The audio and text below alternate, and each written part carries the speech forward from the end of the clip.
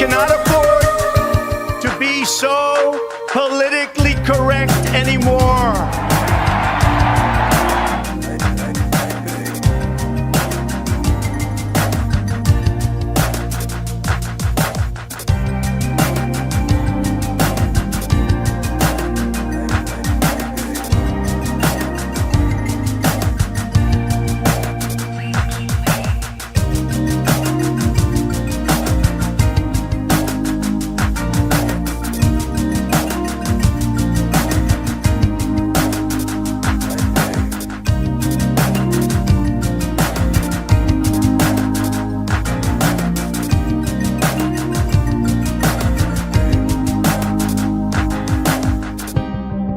Americanism, not globalism, will be our credo.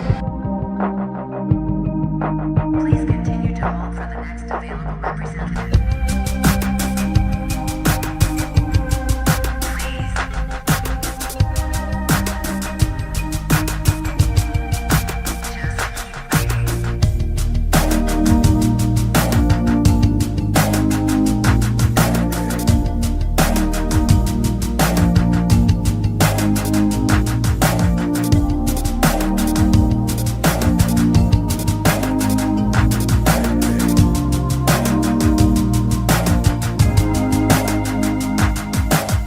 Americanism, not globalism, will be our credo. We appreciate you waiting and waiting. What is it you're waiting for? Do you even know anymore?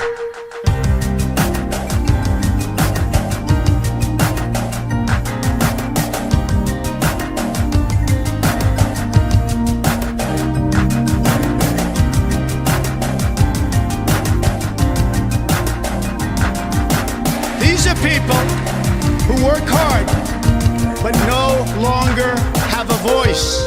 I am your voice.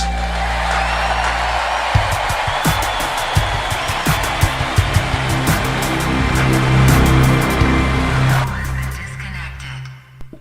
Hello, everybody, and welcome back to a brand new live stream. It is Sunday night, and it's late. It is true. I was very busy today, but we got out a video. We edited a video, the first video with my face in it, I believe, going back approximately 2 years, believe it or not. It's been a couple of years, 2022, not counting, the paid promotion I did last year in June, but actual video with the face in it. It's not all that common, but, still we got it done. We put it out there, and probably going to do more content like that.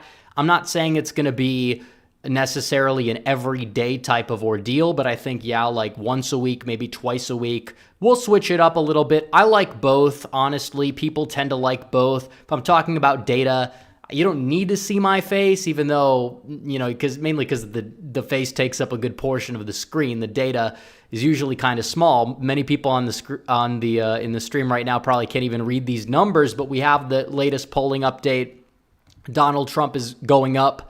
Joe Biden is going down. His approval rating is extremely in the gutter still. I don't know if it rebounded back to 40%, but we're talking about during an election year. Actually, no, it's 39.8. So the latest poll out of NBC News, which was a very left-leaning pollster in the 2020 election, came out, and it shows that, the last poll, they had Trump up by 5, but he didn't lose support. Biden, he's getting soft Democrat support. That's also the least likely demographic to turn out, usually one could say. But nevertheless, just assuming it's at face value, Donald Trump didn't lose any ground. He didn't lose ground. Actually, you're seeing who's gaining ground. Biden, kind of a dead cat bounce. Just because the country's so polarized, he's going to get above 40%. But it is true that historically speaking, approval rating is kind of like the number one indicator when it comes down to presidential performance. When you have somebody who is an incumbent president, the popular vote that they get, it usually does not deviate very much from the total. It usually doesn't. You can look, you can go all the way back. Every president who's won re-election usually has an approval rating of 50% or above.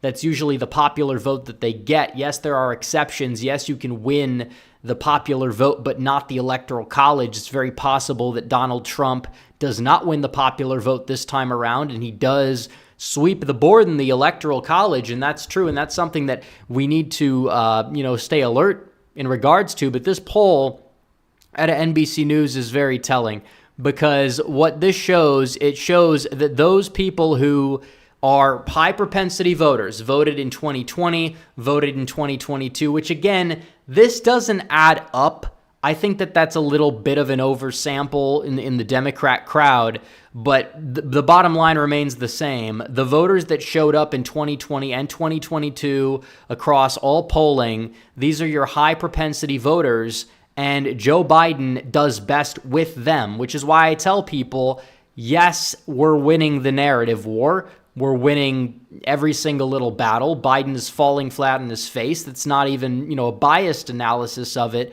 It's objective analysis. Biden's had nothing good happen to him for his presidential bid. I've been fair. I've said he's got the money advantage. He has the propensity advantage.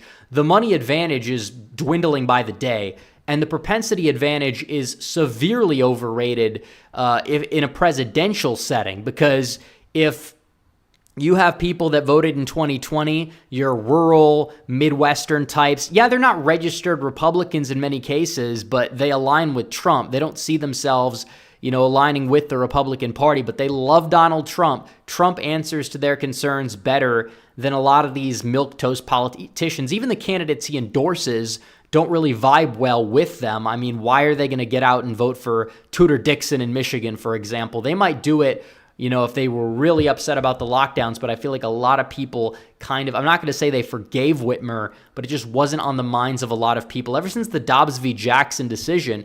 And I did a video actually on this channel. I was talking about it, the one I released earlier today.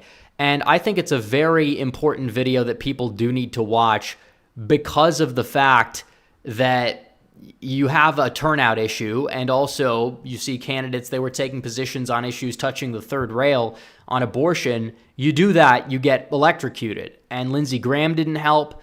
Donald Trump, he took some flack from the right when he said leave it up to the states. It's basically been his position the entire time he's been in politics. And some people are upset, but they had nothing to say about it in 2016. You go back to the debate with Hillary, his position on the issue was, we're going to appoint justices that overturn Roe, and it's going to be kicked back to the states. And they might have to go to a different state, whatever. That's basically Trump's position on the issue. It's always been his position, but that's a position that's not a third rail to really talk about. Biden's going to try to milk it, but it's not really doing him that many favors. Every poll that polls his job approval on the issue on abortion, he's actually in the negative. So it's like people are like, well, why should I reelect you based off of this, even if they do happen to be pro-abortion, but maybe more moderate on it. Maybe they actually care about the border, but they don't really care about abortion that much. And a lot of these Rust Belt voters don't. They're not necessarily all that religious.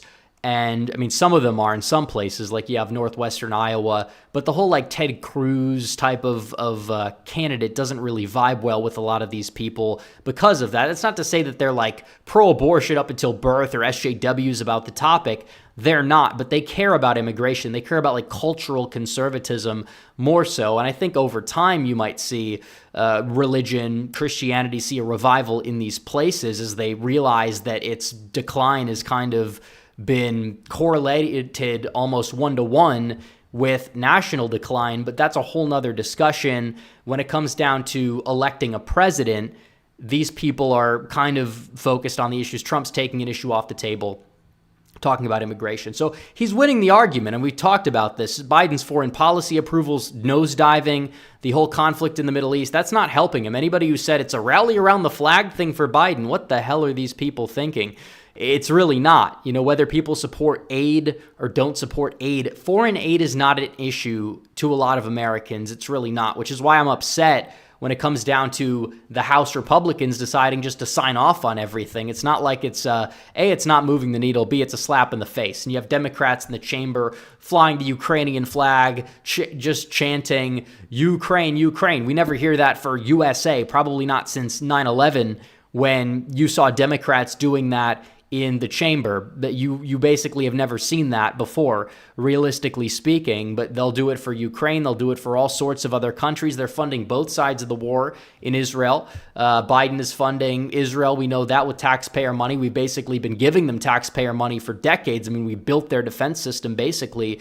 And he's also funding Iran, which in turn is funding Hamas, funding Hezbollah. He's giving, aid to Gaza. Who knows where it's going? And, even Mike Johnson sitting up there, he's not even willing to audit the foreign aid that we send out. And that's not to say that we can't have favorites in foreign conflicts or whatever. Pay lip service, do what you need to do. But that's not an issue that's really galvanizing voters on either side. And whatever position Biden's taking in regards to the war in Gaza, he is making the pro-Israel side angry by aiding Gaza, basically calling for a diet ceasefire and going out there saying he wants a two-state solution. And then when it comes down to the other side, he's going out there and he's saying, we support Israel, we'll give aid to Israel, whatever. He's trying to play both sides. It's not working. Ironically enough, when Trump plays both sides of any conflict, it pays off for him, because what his end goal is not war for both sides. It's coming to an agreement. It's peace, you name it. At the CNN town hall last year, Caitlin Collins, the nasty woman, one of the nasty women that Donald Trump is called verbatim, said, so you want Russia, you don't want to pick a side. He's like, I want people to stop dying. That's a message that can resonate with voters. I think Trump probably leans more towards Ukraine, to be honest, which is what it is. But he has said that he doesn't want to send a blank check. He wants Europe to be paying more than their fair share. And we basically foot most of the bill. There's a lot more people in Europe. It's right on Europe's doorstep. They're paying not even, like, if you combine all the countries, they're paying maybe barely, I think at this point, they're paying less than what we're paying after the ridiculous aid that was pushed through by Johnson. So you're already seeing that there. And these are issues that are hurting Biden. Objectively, you can't chalk it up any other way. But the problem is, do voters, when it comes down to the people that vote, are these just NPCs showing up, or are these voters who are fed up with what's going on? Because this poll also showed that the people that happen to be paying attention to the election, it's the lowest number we've seen. Even you'd have to go back 2012, which was a ridiculously low turnout election. 2016 was higher turnout than 2012. Both candidates were extremely unpopular. I mean, now it's kind of the same thing. Trump's more popular than he was in 2016, though. Biden is less popular or more unpopular than Hillary Clinton, which that's a big red flag for Joe Biden at this stage in the ball game. Obviously, his approval being below 40 doesn't mean he's going to get below 40%. We know that. But because he had such little room for error and a coalition that was so unstable to begin with, is he going to be able to replicate that? I'm not sure. Is Donald Trump going to be able to replicate it? I hope so. I really do. Sadly, he wasn't able to rally in North Carolina. They're trying to make fun of him for it. Same people who threw a temper tantrum that some people got frostbite waiting to see him in Omaha back in 2020. The same people are like, oh, Biden talked in the rain. It's like, you can't fly a plane through a thunderstorm, genius. These are the people that claim to be the intellectuals, the intelligent members of society. They're not. They're anything but, and that we know. So you're seeing this, and it just further proves, and maybe I should have reiterated this. I put the graphic on the screen in the last video. Maybe I should have reiterated that in 2022, a lot of people that sat out lean towards Trump. That's why some of the polls may have been wrong. It's one of the hypotheses, but I think that the, late voters, breaking for Republicans because they vote more on election day, I think that probably had a little bit more to do with that, but it is what it is. But the RNC needs to get it together. They did a very good thing with these lawyers and poll watchers, and Democrats are freaking out about it. Why would they freak out if they have really nothing to hide? I don't know, but they're getting poll watchers in there. They're like, Trump's going to cheat. It's like, oh, election denier much, huh? They're already pre-denying the election. They were doing it in 2022.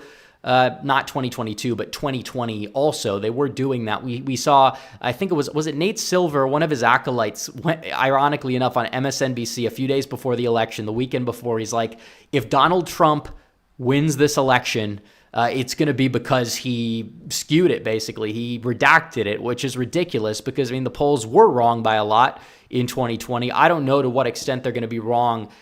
I'm actually planning for the polls right now to be overestimating Trump. Maybe it's going to change if Biden, surges in the head-to-head like a real surge where he's leading in all the swing states by a few points, which was the norm for 2020 and 2016, by the way. But we're not seeing that now. Biden had a peak, and that peak is gone. And maybe he's consolidating Democrat support behind him. Okay, Joe, congratulations. That was bound to happen. Donald Trump, on the other hand, he's still got his base behind him. And true independents are leaning right now towards Trump, which is huge, but they got to get out and vote. That's the only thing that matters. I'm not going to sit here and sell hopium and say we're going to win in a landslide because that's what the polls are showing. I'm being cynical here. I'm not blackpilling. I'm not dooming. Some people will say I am, but I'm just trying to make sense of this. I'm trying to say that, Trump said all the votes we need. Remember, all the votes we need. They took it out of context and said, oh, well, he's saying he doesn't want any more voters. No, we have all the votes we need. Biden also has all the votes he needs too, but it's a turnout battle. I mean, that's all it comes down to is energy and turnout. What side can be energized more? Of course, you're going to have to persuade some voters. I'm not saying that independents just don't matter. I'm not saying veer off to the primary right where you have to just be hardcore and everything. Trump, I think, has kind of been, consistent. He didn't run to the right in the primary, which is, in 2016, he didn't either. But you look at what's going on, well, Donald Trump is kind of putting himself in a decent position just because of the fact that he's going out there and he's picking his battles accordingly. And when he's been on the campaign trail, he's been calm, he's been presidential, but he still maintained his wit. He still has his energy, his edge to him. And that's the best version of Trump one could ask for. 2020 Trump, I voted for Trump in 2020. He was my first presidential vote. I'm very proud of that. I fought hard to see him get elected. But what is true is that in many aspects, his campaign was lacking, and a lot of it had to do with people around him, and there was just not a lot of things he could really run on given the circumstances. He had the worst circumstances that were dealt, and even then it took how many miraculous events for Biden to just barely edge out something? Like, if we're going to be honest here, Donald Trump is in a very good position based off of all the metrics, but the people need to turn out, and I cannot stress it enough. I just can't, because it comes down to turnout, and we need to go out there and win this thing. We don't have a choice. We don't. And I'm going to take a short break from talking about the presidential race, and then we're going to talk about this one House race, because I feel like it's important to mention some of these down ballot primaries, because we did this a lot before 2022. And I haven't been doing it as much, and part of that is because a lot of these primaries, the challenges prove to be futile, but you got to keep fighting. I'm not saying that they're going to be slam dunks, but it's something that we do need to shine light on where necessary. And you see this here. You have a Rhino in Texas named Tony Gonzalez. He is not the same pro football tight end who's like Hall of Famer. He's also not the other Rhino, Anthony Gonzalez, who ironically enough did play in the NFL. Then he was a congressman from Ohio, voted to impeach Trump. There's a lot of Tony Gonzalez's out there. There's like it's a Venn diagram, one could say. This one is the recent arrival to Congress. He is a Rhino. He did not vote to impeach Trump, but he voted to establish the 1-6 commission. He voted for a lot of liberal legislation, and now he's trying to weasel his way into getting Donald Trump's endorsement, which I don't know if Donald Trump is going to endorse him, because, endorse his opponent, I should say, because when it comes down to it, does he have an agreement about, endorsing non-incumbents? I know he did endorse in Dan Newhouse's district, but, that's an impeachment Republican. Maybe he'll get a pass on that. But when it comes down to Gonzalez, that's iffy. I'm not saying he's going to endorse Gonzalez. He didn't endorse him in round one. I don't know if he endorses him in round two. If the polling is like lopsided, he might just say, oh, look, it's my endorsement record. I've always been critical of that aspect. I don't think that's the best way to go about things. I know why he does it. I fully get it. And you could say it's a waste of an endorsement if you're endorsing someone who's not going to win, but it's a two-person race. One person's better. You have the sway, at least you could say I took him from 20% to 45 or whatever. And there's that. So I don't know if Trump's going to endorse the opponent, but he went on CNN. He called Matt Gaetz and Bob Good Klansmen, and he called Brandon Herrera, who's a YouTuber, by the way, and is running against him because Tony Gonzalez, he's a gun grabber, but he's from Texas. South Texas, Wild West, but you're a gun grabber. Does that exactly add up? It doesn't add up. He is a so-called Republican. His district's not even swing anymore, so you can't use that excuse. I mean, could Democrats flip it in a very, very heavy wave year for them? I mean, maybe, but the trends are not kind to them. So maybe not. Redistricting is a real thing. He called Herrera a known neo-Nazi, basically. He called him, every name in the book, despite the fact this guy is a libertarian for the most part. He's a libertarian. He's not a cringe libertarian. Like, he's a base libertarian. He's like, I guess you'd say like paleo-libertarian. He's kind of like I'd say more like a Ron Paul type. He's not somebody who's like not conservative on social issues or anything like that. He's not somebody who's a cringe libertarian. He's a good libertarian. They do exist, believe it or not. But when it comes down to it all, it's like you're calling this guy and slandering him on national television.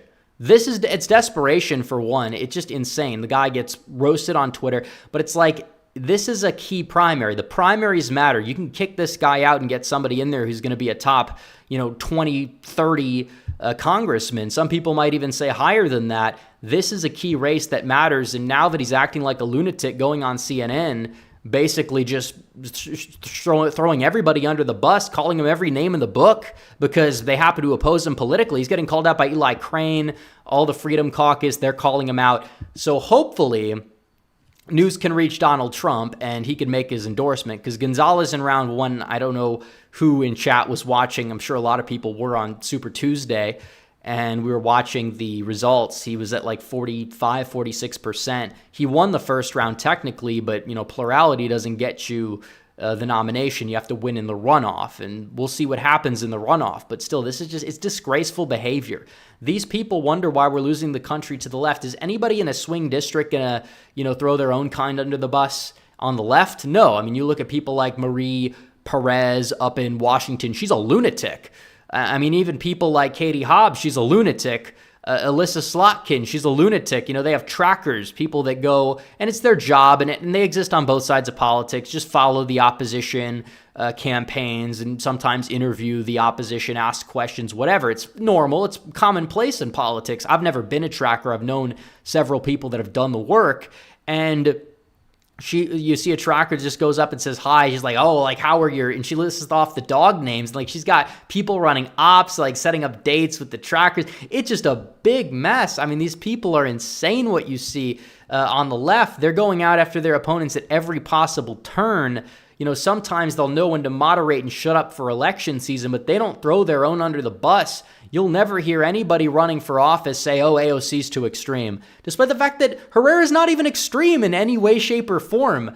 Like, when it comes down to it all, he's just like I'd say he's like he'd be one of the better members of Congress, but he's not somebody who's I'm not even saying that you have any members of Congress on the right that are necessarily extreme.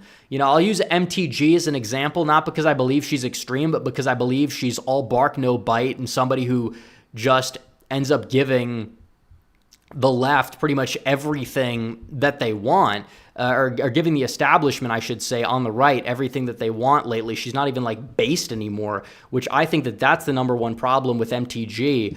But it's even then, you'll see Republicans try to throw her under the bus. You'll never see the left throw their crazy, objective, crazy people under the bus, and that's partially why they win. Establishment Republicans, when they rally behind a candidate who I guess you'd say is a little controversial, they tend to do fairly well. It's when you have this backstabbing nonsense happening, that's when the problems really begin to set in. So that's my take on that. So we're going to be talking about the RFK Jr.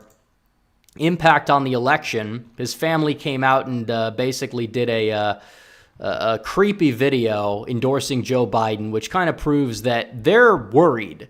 They're very worried that Joe Biden may be spoiled by RFK Jr. And not every poll is showing that now. So we're going to talk about this in a minute, but we are going to get to Super Chats first, and we'll go back to this in a second, but we do have to answer Super Chats. We've got several already. We got 725 viewers. I know we went live late, but make sure you guys like the stream. Make sure you guys subscribe to the channel as well if you have not yet subscribed, and hit the bell if you have not hit the bell yet for notifications. Let's see. Real Texan Politics is Brandon Herrera for Texas 23rd. John O'Shea for Texas is 12th. So true. Both of them, actually. Jacob Davis says, hey, Rep, I'd like to know your opinion on how Nevada has this rightward shift lately. Certainly it's a good thing. I'm just curious.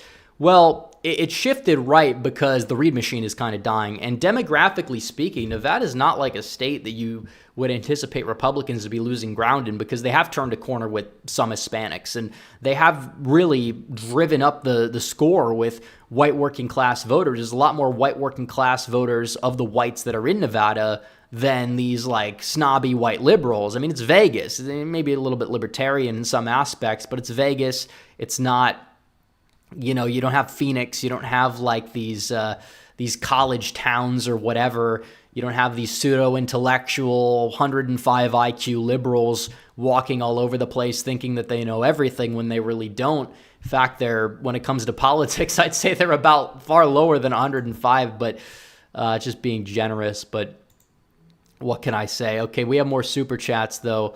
Dustin Carner says, margins for Georgia. We'll do this in order. Georgia, I'd say Trump by 3 right now. I know the polls have him winning by more, but I think Trump by 3 is about fair. Polls in Georgia do overestimate Republicans by like a point or two, usually. North Carolina, I'd say Trump by like 3 to 4. Texas, I'd say Trump by like 7 to 8-ish at this point. Wisconsin, I'd say Trump by like, I think he's going to win by like 1 or 2. It's not going to be a ridiculous margin, but I think he's going to win it. Nevada, I think Trump +1, Trump +2. This is a state that could surprise people. Could you see a Miami-Dade happen in Clark? Probably not to the same extent, but maybe a little bit.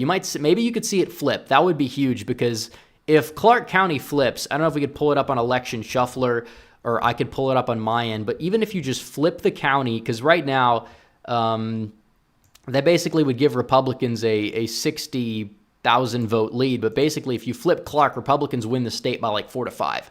If they could flip Clark County, Democrats are not winning Nevada ever again. There's not enough votes in Reno to make up for it, and I don't even think it's guaranteed Trump loses ground in Reno. Even Laxalt, despite the snowstorm, slightly did better in Reno than Trump did, and that's true. Pennsylvania, I think that's a dead heat toss-up. I'd go R+1. Arizona, I'd go R+2. That's a state I think RFK Jr. is going to help Trump in for sure, so there's that. Johnny Hartdog for 10 says Trump already has the votes he needs. I would submit to you, but it's only getting about the turnout and driving up the margins to offset any shenanigans. Well, yeah, I'm well aware. I actually said that during the stream, but it's true. BRGRS for 20 says Biden has the election F advantage. I'm giving Trump a 50-50 chance. Well, they have the poll watchers. I'm not saying anything can't happen, but they have measures in place. They're not going to be doing election month after the election, counting the votes for days on end. I don't think the concerns are going to be as high. I'm not saying they're not there. I'm just saying they're not as high, and I'm confident that if we almost could beat everything last time, well, aren't you more confident that you can go out there and beat Biden now? I would say yes. Johnny Hartdog says, I think Mike Johnson might cost us the House. I've seen this take. Personally, I still think that Trump being on the ballot, people are just going to vote straight ticket Republican.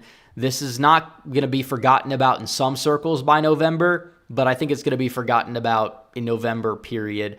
The Sandwich Man says, why is Wisconsin so liberal? It has no minorities outside of Milwaukee. Dane's like 80% white. The amount of Dem support in the county makes no sense. It's because they're super liberal. I mean, Dane County, I've lived there for a brief period of time.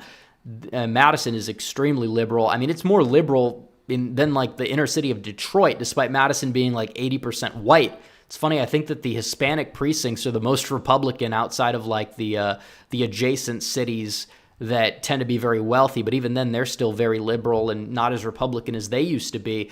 So that's pretty much it. I think that it's a educational demographic is part of it. But I mean, even before that, it's just been very liberal culturally. And I think the rest of the state was so Democrat, even like the rural areas going for Obama just because of economic reasons. The Democrats used to at least care and answer to them. They don't anymore. And Trump is bolstering Republican turnout in those places like crazy. So there's that. Intrinsic Dark says, I'm not worried about Trump getting reelected if he makes it to November. I'm worried about them trying to take his Secret Service, locking him up, and trying to off him in prison. Well, we'll cross that bridge when we get there. I don't know if they're going to be able to take away his Secret Service, but we'll monitor the trial. It's such bogusness. It's funny because this is the hill they died on. I'm not saying they had enough, damning evidence in the other cases, because they didn't. But of all 4 cases, this is by far the weakest. Everybody can agree this is by far the weakest of the 4 cases. I'm not saying he's not going to have a trial that's not fair, because the trial already isn't fair. You look at the judge, you look at who's behind the trial, you look at the jury. It's not exactly fair. He's not going to get a fair shake. These people are vetted. Give me a break. They're not vetted. They're letting people on that have voted, period, made statements about Trump. You name it. It's a rigged system. Trump's right when he says that. And it's also at a point where, I'm not telling him to go talk about the 2020 election all the time, but this whole, Trump talking about, saying the word rigged is a third rail at this point. I don't think just say the system is. That's how he has to pivot, because that's what he said in 2016. That's what he's saying right now, and that's how the system is. The system is indeed not in the favor of the American people. I'll leave it at that. And he's, kind of the symbol that's trying to come out and fix the broken system. And I think a lot of people know that Trump probably isn't going to save the country in the 4 years he's in office, but he's going to lay it on the line, especially now, given what's at stake. So there's that. Johnny Hartdog also says, I'll say it again, he has the votes, needs to get the turnout, drive up the margins to offset the frogs in the swamp. Yeah, I know he has the votes, but the turnout's a big problem. They've got to work overtime. Should be easier for them to get these people out to vote than Democrats, because Democrats are pretty much maxed out with their registrations. Even Arizona's turning a corner, of all places. And I don't think that the McCain Republicans are the people that are registering as Republicans since the 2020 election. Those people, if anything, are going back to independent. They're going to Democrat. Some might stay Republican.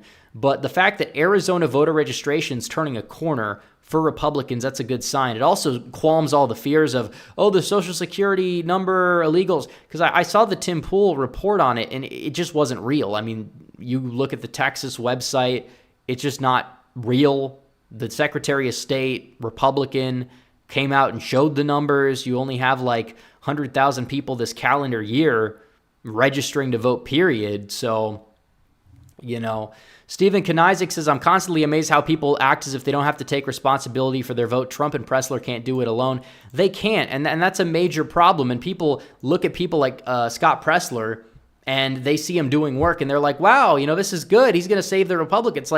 Guys, it's one person. I'm not saying that he is incapable of doing good work. I'm not saying the work he does isn't good. I'm not trying to take that away from him. But I will say that, he's only one person. Doesn't need to be one Scott Pressler. How many voters is he going to register? He could register, 100,000 voters. That might not be enough to get the election in Trump's column. His work is good, but there needs to be thousands of Scott Presslers doing exactly what he's doing. And that's what people in chat don't even need to just say other people should get involved. If they can, some people work, some people are busy, but we need people that can get involved, getting involved. Because the left, you have a lot of bums on the left, and what do? They just, sit around. You have a lot of younger people. That's the demographic that tends to lean left, although recently maybe not so much with the energy because of the whole Palestine thing and other reasons. But still, you're looking at that and it's we need to go out there and we need to have our own operation going on. We do. So there's that. Tommy Leo 1 says, hi, hello. Dustin Carner says, do you prefer Dixie, Mountain West, or Northeastern conservatives? I don't know what you mean by that. Of those 3 locations, I technically live in the South, half the year, I guess, if you want to add it all up. But Midwestern populist says former Illinois resident here, now living in Wisconsin. Dane County is more liberal than Cook County, Illinois is, which is already very liberal. Well, thankfully, Dane County is a lot smaller. I mean, you want to look at the election shuffler. You can go, or even just the New York Times map, and you want to look at Dane County. That did net Biden a lot of votes. It's more liberal than Milwaukee.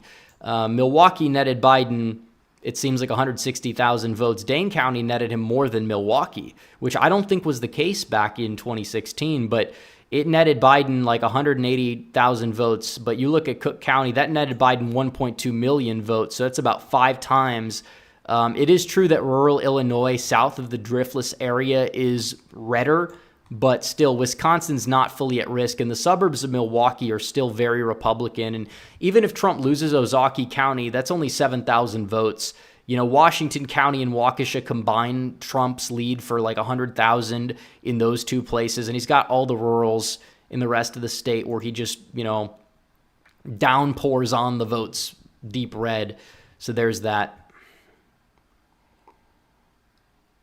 Mr. Jimmy says, hey, Rep, I got approached by someone for the Jill Stein campaign for the ballot access in Georgia. I signed because it takes more votes from Biden. That's good. Maryland Degati83 says, do you think the filibuster is going to be nuked? I hope we take the Senate and nuke it so we could do whatever we want. Of course, we're going to need 54, 55 Senate seats to do it. But is it possible? It's possible. On Point Politics says, new voters are already heavily favorable to Trump. They just need to turn out. Trump 2024 also just hit 8K subs. Congratulations to On Point Politics. And it's true. We need people turning out. And I think lower turnout from 2020 might help us depending on who drops off. I don't think you're going to see a lot of Trump voters from 2020 drop off. Even in 2022, Republicans did have an advantage in a lot of places. The Rust Belt was more Democrat than the 2020 electorate. The Sun Belt was more Republican, not by much, but Arizona was like dead heat. Nevada was like R+1, Trump +1-ish. You had Georgia, that was like Trump +5. That might come down a little bit in a general election. Maybe black turnout will be higher than 2022, but still, is it going to be by enough? I mean, probably not. Herschel Walker was not a good candidate. It's not like he got completely decimated.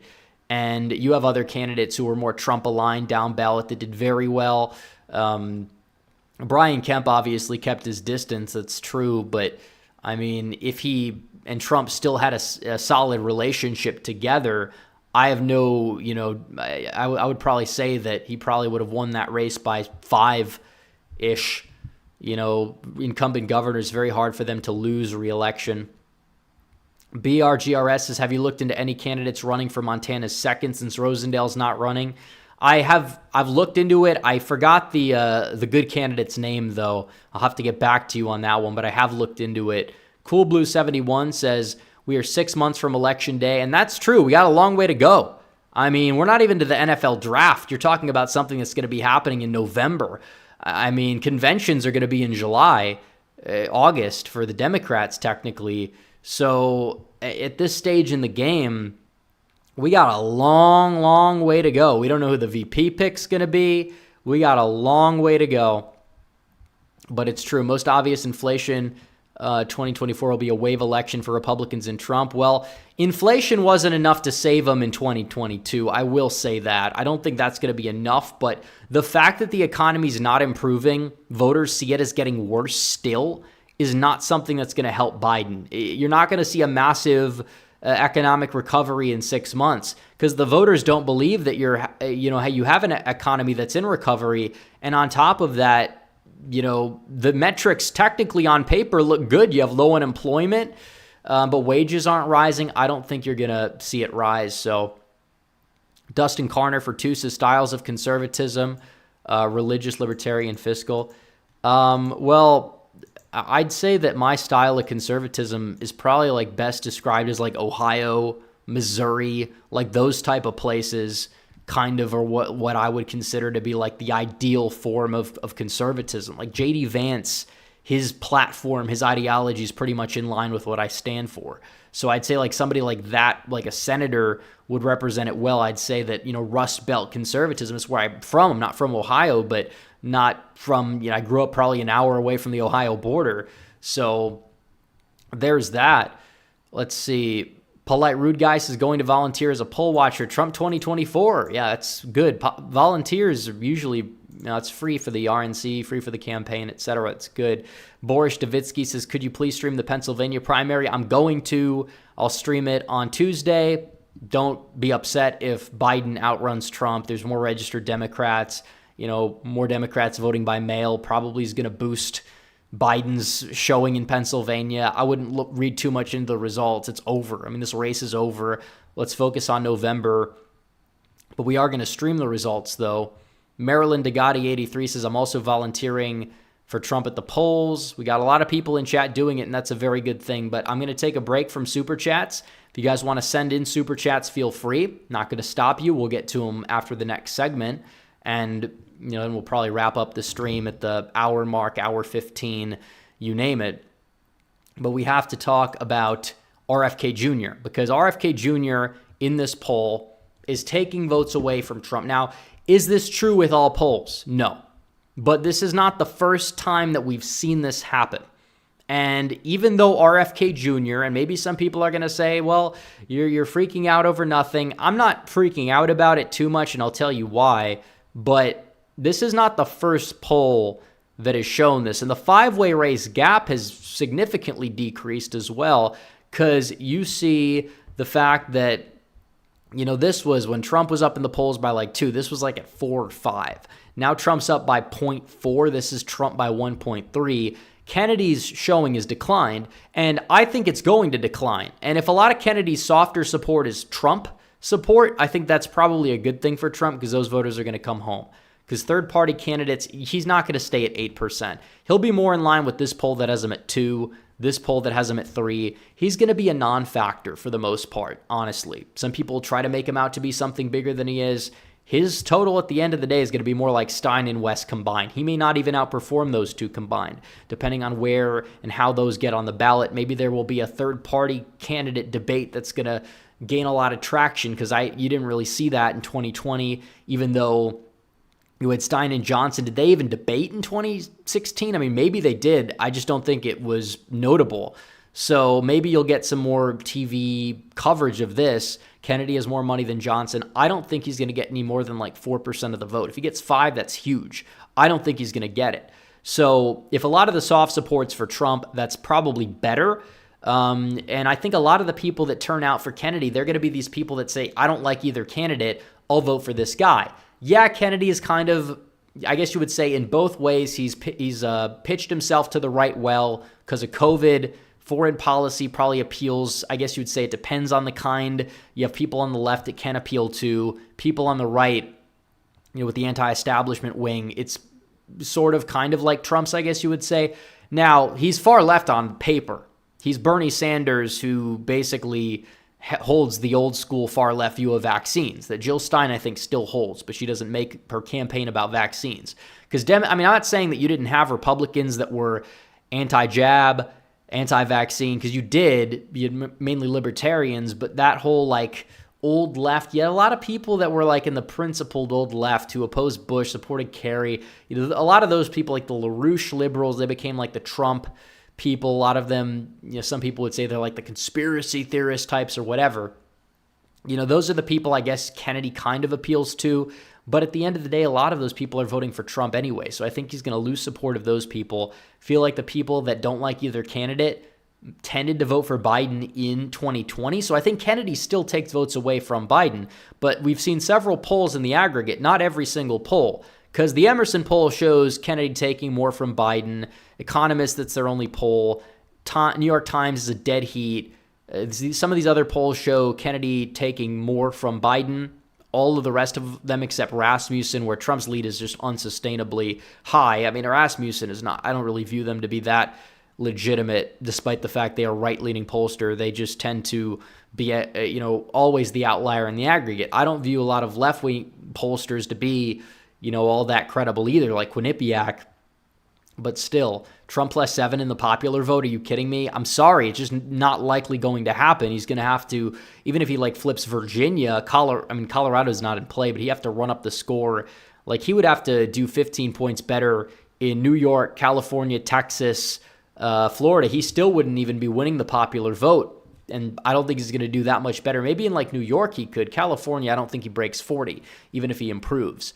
But still, in every single swing state, Kennedy does take more votes away, except Michigan and Wisconsin, which it's early. It is early, but Trump's at 47, Biden's at 44. You look at the five-way races here. I mean, not every poll shows this, but Trump does lose ground. He's still winning, though. He's still winning. And Kennedy's not getting 9% in Michigan, plain and simple. If he's really cutting Trump's lead in half or whatever, a lot of that support that Kennedy's got, it's going to go to Trump, who actually has a campaign presence and is talking to the union workers and whatever. And maybe you do have some Republicans on the fence. A lot of them see what Biden's doing. This is an anti-Biden election. They're going to vote for the people that can beat Biden. I'm not too worried about it, at least as of right now. But I will say that, yeah, it needs to be known that Kennedy, Republicans and conservatives and media, they need to stop being friendly with this guy. You're not doing Trump any favors. Our one goal should be not e-drama, not let's interview this candidate. It should be we need to beat Biden. And if you're giving legitimacy to this guy to the right-wing audience, it's not helping. Now, if you're like Chunk Yogurt doing TYT, he wants to have RFK Jr. on. That's good because then he exposes him to a liberal audience, maybe humanizes him to them. So that's a little different. People like Bill Maher, they're like, I guess you'd say their audience is kind of split now because Bill Maher pays a lot of lip service to conservatives, even though he's very much a liberal, and a lot of it is just a charade for ratings. He's a douche. We know that. But you look at RFK Jr., there's no reason to have the guy on. And this nostalgia for the Kennedy name is ridiculous. You've never had a more overrated president than JFK. Some of the boomers in the audience may be upset when I say that, but it's true. JFK was extremely overrated. Yes, it was sad when he died. Yes, the country came together. It was a good thing. I get that. If you were alive, I understand it was a moving time. But if JFK survived, you probably would have had him try to implement everything that LBJ did. You could say some of it may have been good. A lot of it was not so good. The reason why JFK couldn't get it through wasn't because he was some conservative. Even if he had positions at the time that were, I guess you'd say everyone had, that now are just considered conservative. But LBJ was just more effective because he had more experience. JFK didn't. And there's that. He's overrated. The name Kennedy, it's a far left name. Look at every Kennedy that actually survived. Ted Kennedy. I mean, he, not to talk about the whole incident that we know about, but he was one of the furthest left senators in the entire country leading up to his passing. And then you look at all the other Kennedys in the mix. Every single one of them, Joe Kennedy III, they were all far left. RFK Jr. is far left. He just kind of softens his image. And this is something people need to get. All right, people need to get this. Wisconsin, let's look at the polls here. Five-way race in Wisconsin. Trump leading by a hair. But Pennsylvania, for some reason, Trump's floor is higher. I mean, the Franklin and Marshall poll is ridiculous, but for some reason Trump gains raw votes when Kennedy's polled, which is basically impossible. The poll doesn't add up, doesn't make sense. But Trump's lead in Pennsylvania in the five-way race is 2.6 points. So there's that. You look at Georgia in the two-way race, he's up by 4.2. You look at the five-way race, he's up by 6. And this is a state, Kennedy might peel off some of those suburban voters who don't like Biden. Your Kemp, Warnock voters. Kennedy might do well with them. That's a demographic that I could see Kennedy do well with for sure. And then maybe you have black voters who don't like Biden. Some of them will go to Cornell West. He's going to probably try in Georgia. He's going to try in a lot of those places to do well, run up the score. He's going to. Nevada, I think this is a state where RFK Jr., he's taking votes away from Biden. So every state except Michigan and Wisconsin, which honestly, is there really that much of a difference? I think a lot of it's a wash. His VP pick is far left. Everything about his campaign is not serious. And people need to get it through their skull that the Kennedys need not be worshipped. They don't. They're not conservative. I mean, I get upset when people, venerate Reagan. Reagan was, in many ways, he did a lot of damage. I'm not saying he didn't do good things. He arguably led the conservative movement in a better direction. They just fumbled the bag with the Bushes. But was he worth the praise he gets from all these people where they say, you know what, we need to return to Reaganism and invoke Ronald Reagan any chance they get? No, Reagan was not all that, okay? He wasn't. People liked him. He had a mandate. Just like Bush after 9/11. Bush had a mandate to do anything possible. He had the most nationalistic energy you've had ever, possibly in decades, since World War II, squanders it on a surveillance state, foreign wars that weren't for our interests. And then you look at Reagan. Ronald Reagan goes out there and he wins in a landslide. He could have done anything and everything, and in many ways, he put globalization on a fast track to reality. That's kind of why you didn't see the tax cuts really work. It wasn't because the economics behind it are flawed. It's just because of everything else that was going on. Amnesty, gun control. Like, yeah, he didn't campaign on those things. It's not what people thought of him at the time, but those were things that he did that really, really did a lot of damage to the country as a whole. They did. And people need to understand it. He's not to necessarily be venerated. I'm not saying there weren't good things about him. Some people overhate on these people, mainly Reagan. Kennedy doesn't get enough critique. But yeah, in some parts of the internet, Reagan might get a little bit too much heat. I think that some heat, though, is warranted. And in real life, it doesn't seem like he really gets any. So do what you will with that information. But I don't think RFK Jr. is somebody that is going to impact the election a ridiculous amount. The two-way race is what matters. You look at the polls in 2016, the 3 or 4-way race polls, Clinton was doing better in them, not by much, but was doing better in them than she was doing in the two-way race polls. But Trump outperformed both. Honestly, the fact that you're seeing it basically neck and neck, we'll monitor the situation in the polling department. We will. But to say, oh, well, you know, Donald Trump is really going to have a thorn in his side with RFK Jr. Maybe on election night we'll be really upset based off of it, but as of right now, it's like I don't have enough data to say, oh, this is going to doom him, or oh, this hurts him even, so we'll see. Okay, we have a lot more super chats. More people in chat now, by the way, than were in the chat an hour or half hour ago, despite the fact that it's past midnight on the East Coast.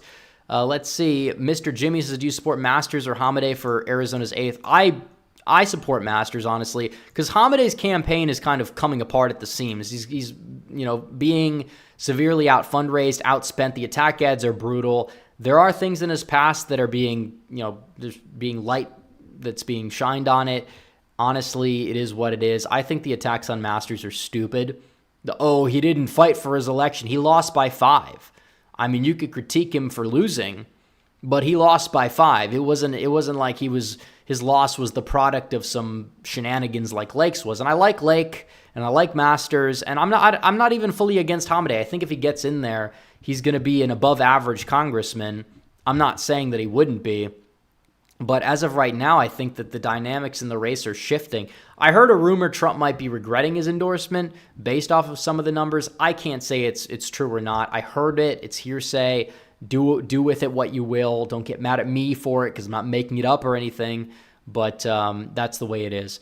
BRGRS for 10 says, do you think some states will try and remove Trump from the ballot if he gets convicted? No, because that's already basically been tried in the Supreme Court. You could be a convicted felon and be on the ballot for sure.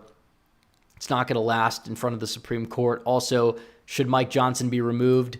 In theory, yes, but in reality, it's going to cause too much chaos. It's going to feel good for a day. It's going to feel really good for a day, and then it's going to be a distraction. You know what? It sucked. He is underwhelming. He is not the same congressman that he was back when he wasn't in leadership. The swamp runs deep. The same thing probably would happen to Jim Jordan if he got the gavel. And what I will say is that, we need to deal with it after the election. We have to focus on beating Biden. That's all we need to be caring about. Johnson is somebody who's been a letdown. There's no sugarcoating it. I had hopes for him. I don't know, maybe in a more Republican-friendly majority, he'd be different. But as of right now, he's shown his true colors, one could say, or he's shown his ability to sell out, which is not a good thing. I think we need to deal with it after the election. I think trying to vacate is something that's going to be a waste of time.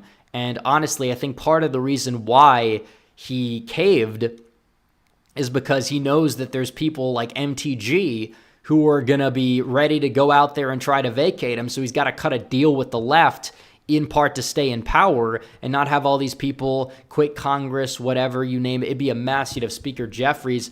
Like, I don't know what's exactly going on, but you see people. And MTG, she's not honest about it because she was so against removing McCarthy for the same reasons that she wants to remove Johnson for, and it's a problem. I oppose the actions of both. I think both were underwhelming. I think McCarthy was always a snake. This guy was more of an unknown. Turns out he's caving into the establishment. I'm not a fan of it, but a motion to vacate is not going to do very much at this stage in the game. I want to win this election. Some people will say, well, that's, you're caving, you're giving them power. I'm not saying that we're going to keep giving them power. I'm saying wait until after the election before you do anything, because if you keep causing chaos, you might have House Republicans lose ground. You want Trump to have a majority. I mean, you could say that it doesn't matter, they're all traitors, whatever, but like still, it's better to have a Republican majority where you can at least get some victories through. You have the bully pulpit compared to if you have a Democrat majority. And if you have a Democrat majority, you're going to get nothing done. Maybe in the Senate, you'd be able to get things done like judges more easily. That's true, but it's just ridiculous. I'm not a fan of Johnson as of right now, but I just can't get behind vacating him because of what's going to happen is something people are going to regret. And I supported the first motion to vacate, so it's not like I was just opposed to, getting some or seeing if we can get somebody better in the House. Polite Rude Guy says, any updates on the runoffs in Texas? I've heard nothing, but hopefully Trump can make the right endorsements. Catholic Samurai for 10 says, Twin Cities, Minnesota here, considering putting up Cornell West Flyers to astroturf him and exploit the Palestine issue, split the Dem base. The longer the war goes on, the better shot Trump has to win Minnesota. It's true. And when it comes down to the Twin Cities, I don't know if Trump's going to win Minnesota, but Biden has a problem. He's getting in the 60s, and Ramsey and Hennepin in the primary. Like, that's not a good sign if you're an incumbent president with literally zero serious opposition. People are just voting uncommitted because they're fed up with you. Some of those voters might come home. I don't think Biden's going to, not get 30% of Democrats on his side, but the more people you have defecting, the better. Cool Blue 71 says, I think the two-party vote will combine for 94 to 95%. I agree. It's going to be, I think, higher than 2016 in terms of the two-party vote, but it's going to be lower than 2020. And it makes sense. But John Waffle H2P says, everyone who voted for the foreign aid bill needs to be primaried. Look, I agree with the sentiment, but you don't have people in power that could legitimately primary out 100 state representatives. It's kind of one of these things where we have to do it piece by piece and kind of break it down and shift the Overton window. The good news is this would have been commonplace for Republicans to pass with flying colors 10, 15 years ago.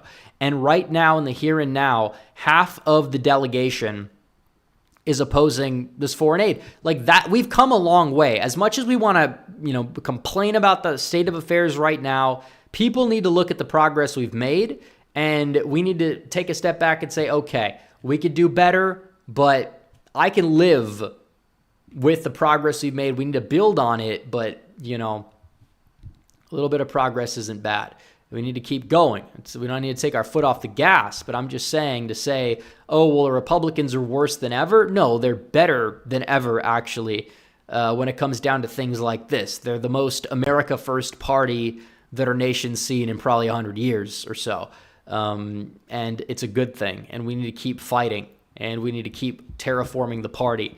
The left, they're the neocons, ironically enough. They're woke neocons. It's all the left is. They're woke, open borders neocons. That's why they have all the donors on their side right now. That's it. Polite Rude Guy says, if the race was RFK Jr. versus Trump, I would vote GOP. Exactly. Like RFK Jr., would you vote for him over like a Biden or Nikki Haley? It's irrelevant because you have Donald Trump and you're not going to vote for him over a Trump.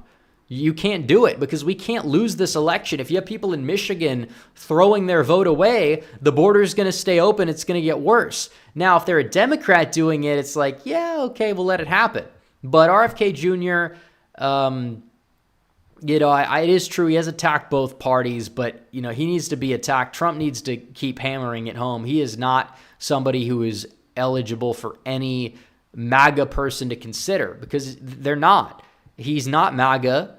He is make the environmental wing of the Democrat Party, put them on blast and answer to anything they have to say.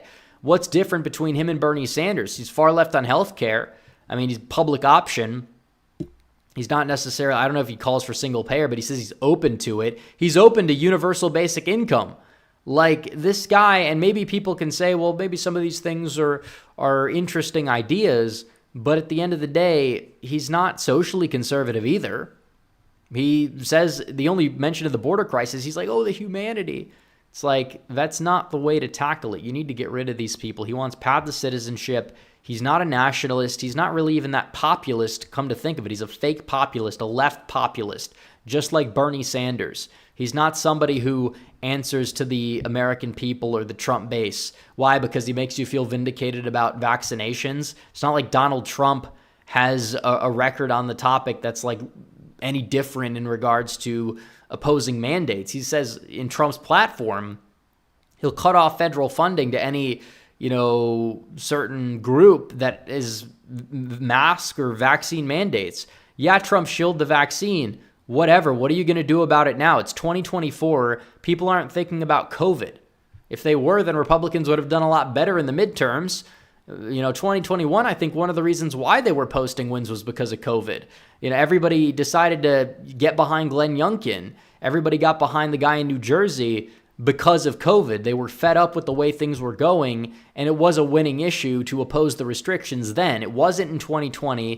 2022, by then, nobody cared. So that was kind of why 2021 went so well for us, but 2022 didn't. Timbo Slice says, hey, Rep, saw a video earlier today using betting odds from each state. Odds at Biden winning all 3 Rust Belt swing states in Nevada, giving him 276 to 262 win. Anything to worry about? Well, betting odds are basically who bets on politics. You have a bunch of wish-casting nerds on the internet who don't go outside, and possibly some drunk people in the mix as well. So, I mean, you look at the demographic just in general, political bettors, they're not the most intelligent. I mean, they're not. I hate to break it to you, but people that bet on politics, they always get things wrong. So I would look at the betting odds to be the last case resort. Like, is it fun to see Trump gain in betting odds? Yes, it is. But people probably are seeing, oh, well, Trump's lead is shrinking. I'm going to buy Biden stock. Doesn't mean Biden's going to win. Doesn't mean that Trump can't win. I'm just saying this election is going to be a dogfight, and people need to be prepared. I don't want people saying, oh, we're going to win. We're going to throw our votes away, or we're just not going to vote. No, you have to vote. You have to vote. Period. Get out and vote and take people with you. Find those voters. We have enough people here to find the voters necessary to win the election just based off of the people that are in the audience. Maybe not in the audience watching now, but in the total subscriber count of the channel. Absolutely. I mean, people waste time. There's no time to waste. 6.5 months, but we're not going to waste time talking about e-drama or anything of that nature. We're going to be focusing on the election. And that's not throwing shade at anybody. I'm just saying I've seen a lot of stuff on Twitter, back and forth, a lot of different people. It's like people are focusing on the wrong things. It's the same thing when everybody was freaking out over the whole Taylor Swift endorsement of Biden. They're like, oh, she's going to swing the election for Biden. It's like she worked overtime for Biden last time, and studies have showed it didn't net Biden enough votes that would have made any margin anywhere of any state. So celebrities endorsing Democrats, it's just the way it is, not some conspiracy. Like, we need to be front and center, laser-eyed focused on getting the election won. You can't spend time focusing on things that make you look unpalatable or things that are just irrelevant, plain and simple. So there's that. We got to win this thing. There's no time to mess around. Sam Madsen says, what percentage does Trump crack in Illinois? He got 40 last time. I think he could get like a Darren Bailey type margin. I don't think that's out of the question. You see what's going on in Chicago. That's a big mess. The illegals, Brandon Johnson or whatever his name is, he's very underwater in terms of his approval. New York City, Trump is only down by 27 points in New York City. He lost it by 55 points or something like that in 2020, and that was an improvement Even Kathy Hochul won it by 39, and obviously there's a lot of undecideds in those polls. Trump's only gained 2% net, but still, even if he gains a decent amount there, I'm not saying he's not going to flip New York, because some people will see my video or the headline and they'll look at it and they'll be like, oh, well, this is just nonsense. No, I never said he'd win New York, but do I think he could get that margin like to the Senate race in 2022's margin? Yeah, I think it's very possible because New Yorkers are fed up and there's a lot of room to grow. But if he's doing that well in New York State, what does that tell you? It means he's probably going to do well in northeastern Pennsylvania, and that's where the election's going to be won. Eastern Pennsylvania, it's going to be won in and around the Detroit area and the I-94 corridor in Michigan. It's going to be won in, I'm not even going to say wow counties in Wisconsin. I'm going to say it's the smaller metros and places like Racine, Kenosha. When it comes down to, Arizona, Maricopa County, that's ground zero, but Pima is relevant and does matter, and it's also closer to the border. So can Trump milk that issue in Pima? Yeah, I think he could. And, Nevada, I don't think is that consequential. I don't think that he really needs it, because I think he's gonna probably win without it, but I think he's gonna get it as well. Cool Blue 71 says a problem with being nostalgic for past presidents is that the needs of the country and people are back then are different now.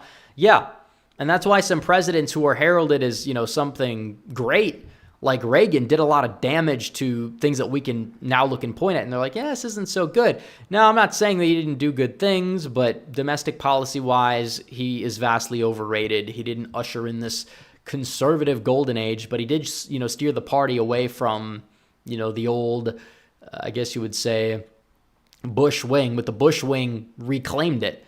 Even though the Bush wing was a little bit more socially conservative, it didn't really amount to anything, did it? So Zach Ducharm says, I think New Hampshire is going to be closer than people think. A lot of people who are Democrats and college students are fed up with Biden. It's possible, just like Minnesota. I don't think Trump is going to win it. It's not top priority, but you never know.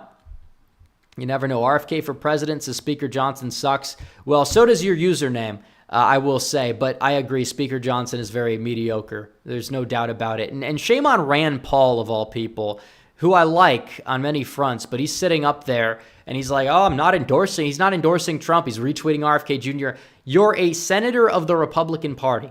You are not even somebody who is like a Romney or a Collins. You're in Kentucky. It's a very pro-Trump state, and you're wasting time messing around with this stuff. Like, just cut it. There's no need for it. He needs to come out and endorse Trump, plain and simple. Yes, we have to be tough. We got to get rough a little bit in terms of putting pressure on certain people to not be engaging with this nonsense. Stop making RFK Jr. some right-wing icon. He's not. He's very left-wing on all fronts except maybe the vaccine mandates. But Trump has the same position he has. Trump is anti-mandate. RFK Jr. is anti-mandate. Who cares what he thinks personally? I probably disagree with a lot of things Trump thinks personally. I mean, that's the way it is. That doesn't necessarily mean that I'm not going to vote for him. I mean, plain and simple. Let's see. Bomani Igloo says Trump VP pick when? We'll see. I heard two names. From a high-profile source. Not going to say the source. I'm not going to tell you that it's guaranteed to be true because every high-profile source says something different. But it's J.D. Vance and Marco Rubio. Vance is the favorite. Rubio's in a close second. I guess we'll see what happens with the whole residency thing. But it might not be any of those two. So take what I say with a grain of salt. When I posted that on Twitter, people were freaking out. You're lying. He's lying for engagement. Somebody was like, Elon banned this account. I'm like, okay, this is just insanity. Because I wasn't lying for engagement. Didn't even get that much engagement off of it compared to the regular tweets. I was telling people what I heard, and I was given permission to tell people what I heard, through the grapevine. Now, it could be fake, but I'm just saying, Rubio, it's possible. A lot of people don't like Rubio. I understand why they don't. I think he's grown a lot. I would not have any qualms with him on the ticket because the VP slot is overrated. People are like, they're going to take Trump out. If the VP pick was a threat, they'd do that too. Just plain and simple.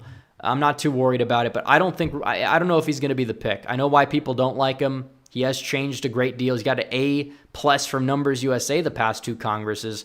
I mean, you can't be pro-Stefanik and anti-Rubio by the same logic, but at the same time, you know, I understand the reservations. Vance is interesting because Vance is somebody who has Rust Belt appeal. If Trump really wants to run up the score in a place like Pennsylvania, he could do it. But also, he has appeal to people that are like in the elite class as well, because he has all these degrees. He's, you know, he has been in the military. He's got a great story. I mean, he wrote a book that was very prominent, was in a movie that was very prominent, maybe not as prominent as some other films, but it's not like he's some nobody. There is the experience factor. And then the whole Tulsi thing, because everyone's talking about Tulsi. If RFK Jr. is actually that much of a problem for Trump, that might be the break the glass fire extinguisher option, because I feel like she would kind of curtail that issue a lot, because on many fronts, her and RFK Jr. are somewhat similar, but I trust Tulsi a lot more because I feel like a lot of her liberal stances were because she had to have those stances, because you look at her before Congress, very socially conservative. You look at her after Congress, she's come around to that again. But again, like the Rubio stuff, I get why people are skeptical. But I do think people that are freaking out over any VP pick, I think that it's a little bit overstated. It's the most irrelevant job in the world. You slap the name on the bumper sticker, you have them at the debate, you roll with it. You hope that you don't, pass away. Because if something happens to Trump regardless, I think it's over, period. But when it comes down to it all, I'm not saying it doesn't matter. You don't want a Nikki Haley in there. You don't want somebody in there that's objectively subversive. And I think Kristi Noem is underratedly awful too. She doesn't get enough hate for it. But you look at even what she's doing with the whole abortion thing on CNN, going on CNN, basically saying that, we got to ban no exceptions, things like that. It's like, you don't have to go on. You don't have to do that. You're going on the enemy's media.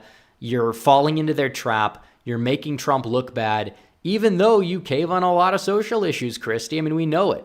And I know that people were nice to her because she endorsed Trump over DeSantis or whatever. But even then, after the midterm, she said we need to move on from Trump. You think we should forget about that just because the DeSantis people didn't like her? Like, the answer is no. Like, she's not somebody who I trust. And all the affairs, alleged affairs, I should say, in her closet, there's a lot of parallels between her and Haley. And I'm not saying that I would rather have Haley than Noem. I'm just saying I'd have neither. And I'd rather have somebody like Tulsi or Rubio where yeah, it's murky in terms of their record, but I think that they would probably just be put in their place and not try to interfere with the whole agenda. Because I think they just are blowing the way the wind blows. And that can be something bad, but it can be something good. I mean, people live with Pence on the ticket. I think people are going to live with a lot of different names on the ticket. It's not going to be Vivek. Trump's not going to want somebody who takes the spotlight away. He's not. And I'm not saying that he's anti-Vivek for the cabinet or for the RNC or for one of these rallies or whatever. But, when it comes down to it all, Vivek is not going to be the pick. I know why people liked him. Oh, he's a backup Trump. It's not like you're picking somebody who's identical. That doesn't work out. If you double down too much, it can hurt you in an election. That's not like me being an electobro about it or whatever. I mean, Trump picked Pence. At the time, it made sense because he had a problem. He had a problem with Republican establishment voters, and he had to extend the olive branch to the Cruz people, and it worked. It worked. He won.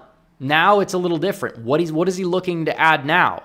I don't think doubling down is going to be the option. Maybe it doesn't fully hurt him, but I don't think Vivek is like the option that adds something.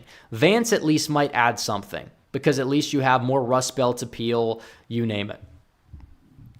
Let's see. Okay, we have more super chats. Austin Lewis. Okay, we went way overboard with that tangent. It's like 10 minutes. Austin Lewis says, do you think Trump will be taken into custody and put in jail post-trial if convicted? I don't think he's going to jail. I don't think they could really stomach that. I refuse to believe it. I think it's going to be either a hung jury or probation. I think that's it. Jail, I mean, they might try the regime, but I really feel as if it's a big gamble and it could backfire tenfold. if that happens. It could backfire severely. They put their political opponent in prison. They have to understand the optics of it don't look good. That's why when Biden campaigns, he doesn't even talk about the indictments because he knows it'd be a bad look. It'd be a bad look for him if he talked about it. Now, Hillary Clinton's going out there talking about it, and she's like, Trump wants to put his opponents in prison and basically off them. And it's like, really, this is ironic coming from you. Very ironic coming from her. A lot of projection on her part. RFK for president says, reminds me of a 1980 election. Weak president with a horrible foreign policy, bad economy, and notable third party. Yeah, I've done the Jimmy Carter comparison for ever since Biden took the oath of office. I said, if everything goes according to plan, which wasn't necessarily me saying that I wanted everything to happen that way, but I'm like, this guy, he's going to tank the country. His policies are not going to work out well. He is a weak leader, and he's going to be Carter 2.0. At least Carter was a stand-up, citizen, nice guy. Biden is somebody who has done all sorts of disgusting things I'm not going to mention, but we know what it is. Just read the diary.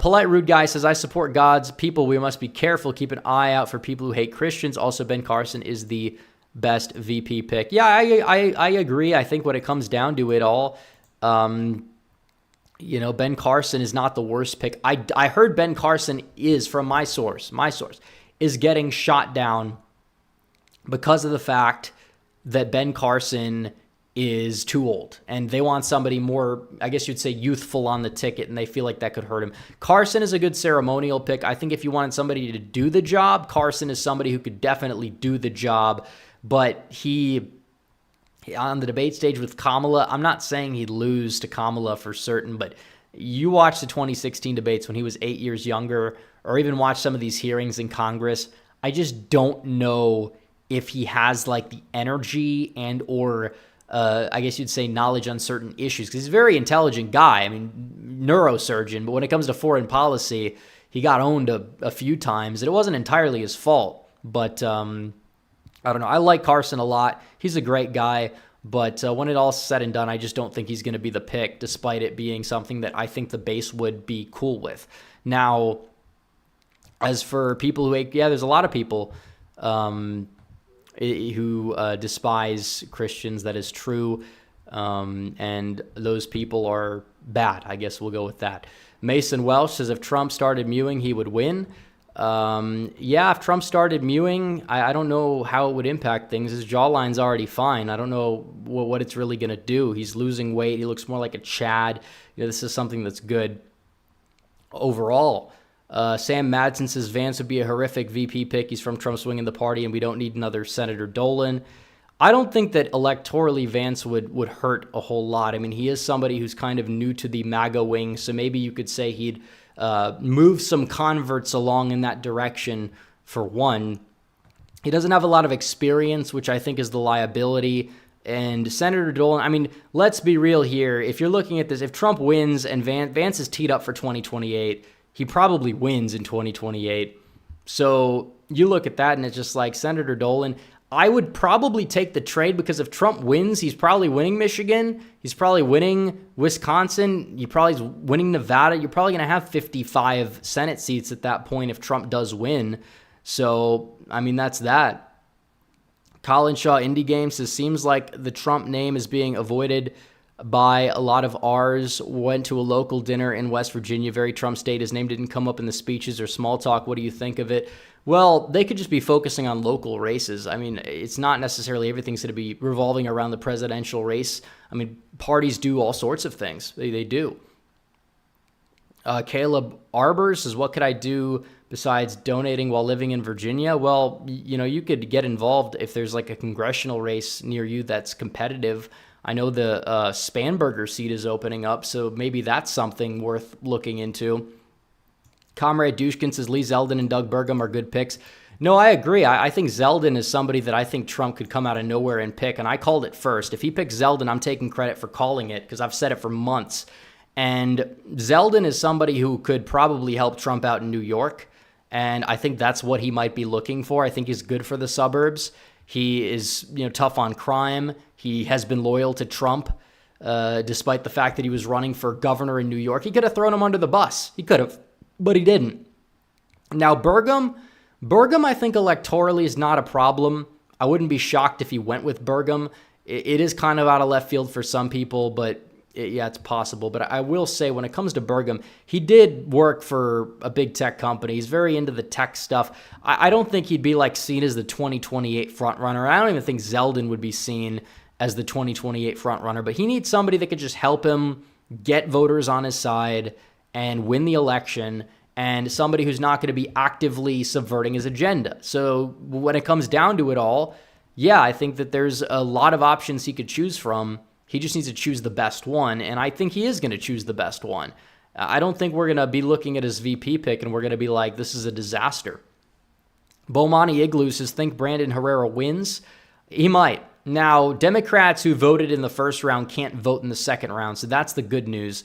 But those who didn't vote in the first round can vote in the second round, and they probably all are going to be galvanized to vote for Gonzalez, which is not a good thing. He also got close to 50%. He has more money from what I can tell. So it's going to be close. So that's why I say a Trump endorsement for Herrera would do big damage to Gonzalez. It probably would be enough to sink him. And the same thing goes for O'Shea in the 12th district as well. So that's it. We'll look in chat for about 5 minutes and we're going to end the stream. So it'll be the last call for Super Chats. We've been going for a very, very, very long time. But let's see. Drudge says voter enthusiasm is low. Will that hurt Republicans or Democrats? Depends on who it's lower with. That's who it depends on which demographics are more enthused. Trump Zeldin sounds good. Trump Noam sounds fantastic. Trump Gabbard sounds I don't think Trump Gabbard sounds stupid. I think it'd be stylized as Trump Tulsi. Anyways, I don't think he's going to go with Noam. I think he'd be making a big mistake if he did. And that's probably the most realistic mistake pick, but I still don't think he's going to pick it. No DEI VPs? Well, I agree. I mean, but at the end of the day, if he picks a VP who's like black, for example, but it is a good, solid choice, like Byron Donalds, assuming he changes residency, I'm all for it. But if he goes with like Tim Scott because, we're going to win the black vote, you're just like, you'd be delusional at that point. Sam Madsen says Zeldin or Rubio are the only picks. Burgum has the abortion problem. Yeah, I mean, Rubio technically does too, to an extent. He's called for a total ban in the past, but it was like years ago. So, he's somebody who I think is really good optics for the suburbs, women, you name it, whatever. But again, some of the base doesn't like him, which I think they'd probably get over it quickly if he went that way. But it's just like, it is what it is. He's far better than Pence, I'll tell you that much, especially as of late. Pence back then, people wanted Pence in 2024, back 5 years ago. People were touting Nikki Haley back in 2017, 2018 as like the 2024 nominee. And I'm like, what is wrong with you guys? And apparently, I'm not saying you guys in particular, some people were always against them, but a lot of people started to realize after the 2020 election who their friends were in the party and who their friends weren't. And I think that if Trump wins, I think it'll be all worth it because we learned a lot. Maybe not for the pocketbook reason or for the border, but I mean, if we actually deport these people, then that'd be huge. And you also have a mandate to deport every illegal alien. You didn't have the support for that before. Now you do. If they try to stop Trump from doing something that now has reached a high level of popularity, it's not going to look good on them. It won't. Now, definitely, I think he's going to have to clear the legal hurdles, but yeah, you can go out there. You got to deport these people. You have to. There's no option. Eric from Wisconsin for 10 says, everyone in Wisconsin needs to get out for Eric Hove Day. True. Username checks out, by the way. But yeah, Eric Hove Day is somebody who I'm really impressed with. I thought he'd be like a Dave McCormick type. He's going to be seen as a carpetbagger, rich guy, whatever. And he is wealthy, like a lot of people in politics on both sides. He owns a home in another state and a business in another state, like a lot of people in politics do. But other than that, it's like he's somebody who really is Wisconsin. He fits Wisconsin well. And I couldn't say that for Tim Michaels. I couldn't say that for Leah Vuckmer or any of these other people. I mean, he almost beat Tommy Thompson in 2012 in a primary, and he was like a relative unknown. So, I mean, the guy has electoral success already, technically, even if it's a moral victory. and he's going to win the nomination. I think as of right now, he's going to win the general. It's one of those things where it's a semi-wish cast, but I feel like he has the momentum, and Baldwin is overrated. She's like Baldwin is like Sherrod Brown, but for Wisconsin, because Sherrod Brown came on the scene in a year that was very good for Republicans, or for Democrats. 2012, he faced a challenger who was well-funded, but not exactly that much in favor with the population anymore, despite having been serving an elected statewide office. He ended up winning that election by, 6 points. He barely outran Obama. Baldwin, same thing, barely outran Obama. And then in 2018, she faced somebody who was an awful candidate, and so did Brown. And then both of them win by, I guess, double digits in Wisconsin, but a little bit less than that in Ohio. This election, I really feel as if Baldwin could go down if Trump wins Wisconsin. I don't think ticket splitting is going to be as much as some people think it is, especially in these Rust Belt states where a lot of the lower propensity voters, it turn out, are just going to vote straight ticket red. And I think Hovde is going to do very well in the WOW counties. I think he'll outrun Trump by a few points in each one. And I think that's going to be enough to get him the win. Maybe I'm delusional. We can come back to this, and maybe I'm wrong. We'll definitely update as we go on. But for the next prediction, officially, as of now, I'm putting it Tiltar. I'm leaving it that way for right now, just because of how the state of the race is moving. Real Texan Politics has just donated $18.36 to Herrera after the events of today. Let's go, Brandon. That's true. And it's absolutely good to see. I really hope he wins it. I hope it's not another, Michael Cassidy, Michael Guest situation, nightmare like we saw in 2018, where every single, raw voter who voted in round one sticks with, that individual, but the rest just go all the way the other way. But we'll see. But just to slander your opponent like that is just absolutely disastrous. Sam Madsen says, does Hovde lose any of the driftless counties? Well, yeah, I mean, technically he'll probably lose Iowa County. I think Trump will as well. I mean, he lost it by 15, 20 points, but I think he might lose one or two that Trump wins. I don't know every one that Trump's going to win right now, so it's one of those things we'll have to wait and see on. But we'll see. Anyways, I think we're going to end it. We've been going on for an hour and a half. It's been real. I mean, late stream, still getting a lot of people in chat. We're going to be live on Tuesday. I'll tell you that much. We'll be live on Tuesday for the Pennsylvania primary that just, honestly, it's basically a done deal. But we'll watch the down ballot races. We'll see the turnout. We'll watch it. Sandwich Man says, in October, I'll be donating $250. Keep 20% for yourself and give 80% to Trump. Well, after the YouTube cut, that'd basically be 70%. So if that's what you want to donate in October, I'd recommend sending it to the Cashapp if you want to send a big donation. I don't think we have any Cashapp Super Chats tonight, and we don't, but that's okay. But anyways, guys, we're going to end the stream. Like the stream before you go. Subscribe. Hit the bell. I'll see you guys in the next one. Red Eagle, out.